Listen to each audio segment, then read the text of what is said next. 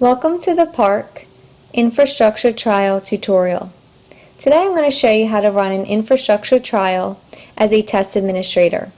Before we get started, I want to show you two websites that are important to become familiar with. The first one is Pearson Access Next. At Pearson Access Next website, you will notice that the bar is blue or light black.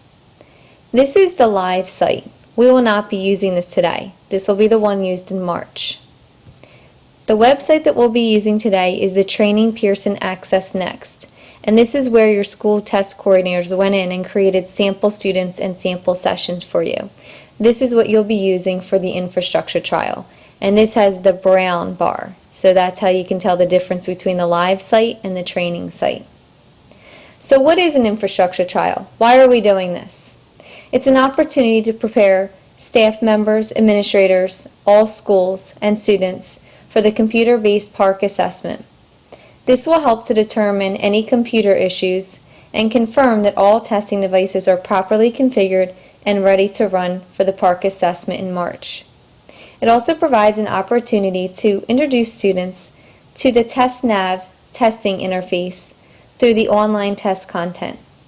Unlike a live assessment, you will not use real student information. Instead, you will use created sample students in the Pearson Access Next training site. So this trial is a dress rehearsal to confirm that 1. TestNav is configured correctly, 2. Devices can successfully run TestNav, 3. The network will bear the full load, 4. Participating staff know what to do for the PARCC computer-based assessment, and 5. Students are familiar with computer-based tools and format. So let's get started. First, as you arrive into the classrooms that you will be set up for the infrastructure trial, please make sure that all laptops have the PARCC Ready sticker and headphones are already plugged in, as well as chargers. Then, your own personal computer, please log into the Access Next training site at http://trng.pearsonaccessnext.com, and this is what you will see when you log into that website. Then on the right hand side, click the green Sign In. Type in your username, type in your password. If you forgot your password, click Forgot Password, then go to your email and restart a new password. Then click Sign In. Then you want to go to the Testing tab up top and click on Students in Session. Then you will see a box that says Add underneath Session List. So go ahead and start typing in the name of your session. My session is called Karen Infra. So when I start typing in KAR, you'll notice that all of a sudden a drop-down menu appears, and I'm going to click on my name for my student session. To the right is my main dashboard. This helps me see where all students are and who has logged in. As you notice, I have 60 students that are testing. This button here that says Stop, I now know that all of my students are in because it would have been green where I hit Start. I can see how many students are active, how many are exited, how many are completed, how many need to be resumed, and how many were resumed or uploaded. As I scroll down, I'll see all of my students, and I'll also see the status of where they are. So that's all I need to do so far as a test administrator.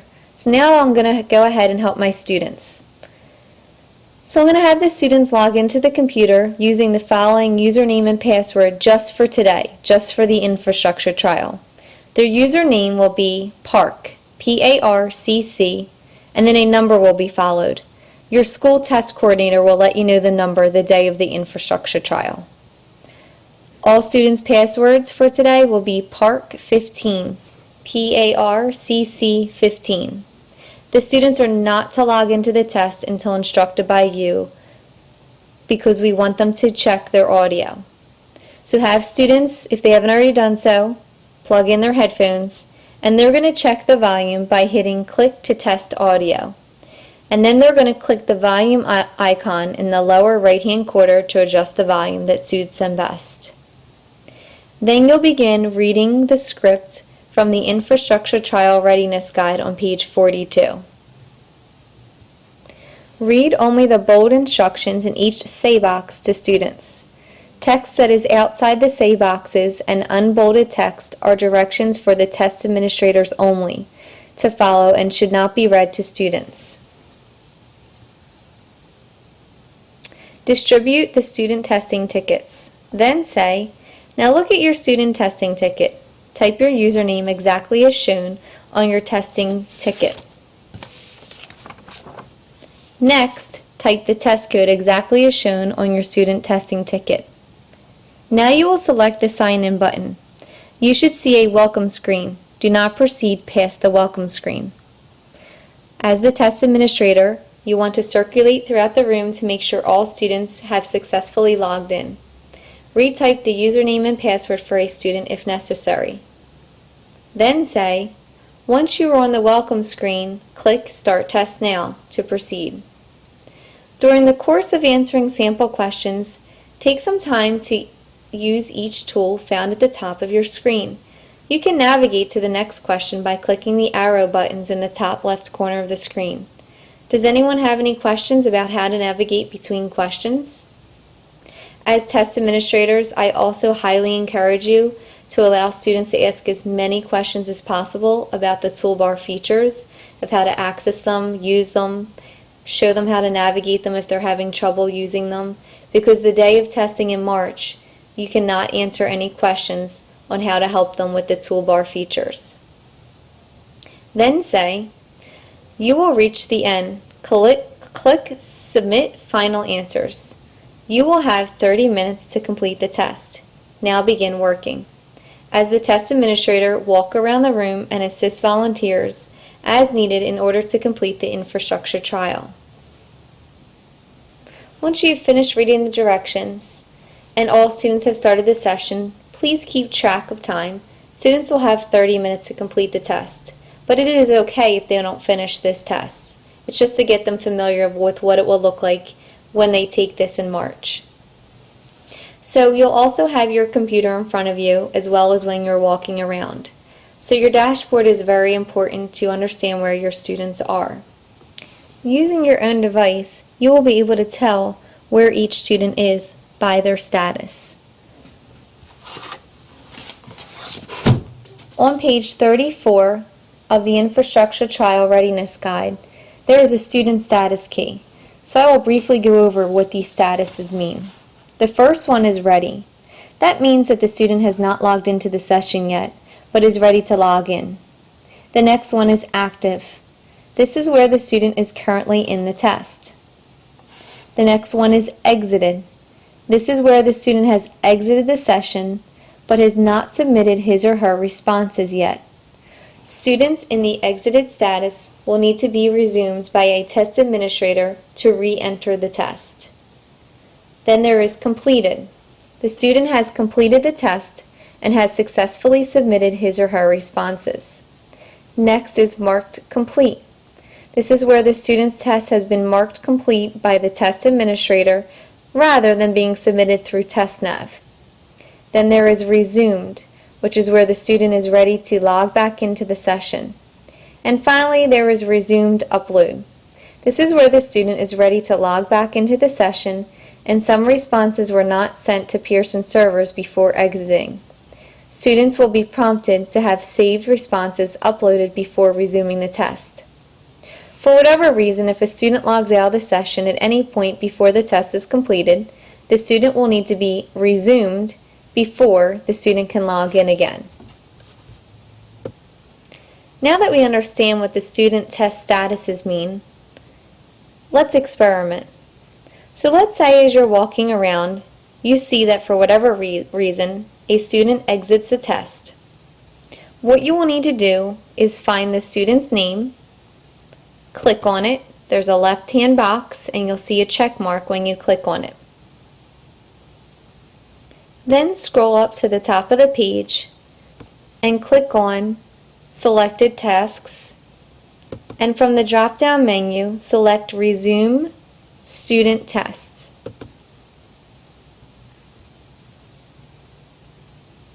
Then click on the blue Start button on the right of the Select Tasks. Once more, click on the box to the left of the student state identifier. Then click on Resume Test button, and then have the student log back into the test again. And now they'll be able to finish the test. At the end of the 30-minute testing window for the infrastructure trial, any student who has submitted final answers will show up with a status of complete in your test session roster, such as this one right here. Any student who has not finished the test, just have them exit the test by clicking on the blue icon of the person in the top right corner of the screen and select Exit. Reassure the student that it is okay that he or she did not finish the test, that this is for practice and no one will be looking at the scores. Then collect the student test tickets and release the students. At the end of the infrastructure trial, please go to the Cherry Hill website at www.chclc.org. Then click on the Staff Center,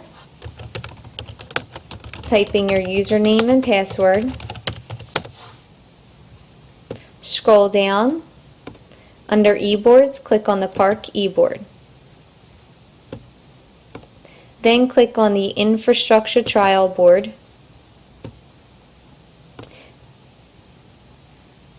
and then click on the Infrastructure Survey right here where it says Test Administrators. Click on the link below to provide feedback. Please make sure that this is completed by the end of the day. Type in your name, building, the room number, and unit name such as ELA grade 5 or Math grade 8. Please make sure that you put the room number, because as you're answering these questions, if something happened to one of the computers, we know to go to that room, grab that computer that you have tagged, and be able to fix it. This is very important that you complete. Then when you're done, hit submit. It's giving information to the testing coordinators and the technology coordinators of the issues that went wrong so they can be fixed in March. Also keep in mind that if there are computer problems throughout the infrastructure trial, that you have a communication plan. This communication plan was copied by your school test coordinator, and basically it's just a form that shows you the protocol of who to go to if there's an issue. So here's some issues that could happen, and this is who you'd contact. The extension number is blank because that's going to be your school test coordinator's extension. Please make sure that you are using your classroom phones, no cell phones, especially the day of testing. And then here are some other issues and directions of who to contact for the school test coordinator. Thank you for participating in the PARCC infrastructure trial for our district. If you have any further questions, please don't hesitate to contact Karen Russo or anyone from the technology department. Have a great day.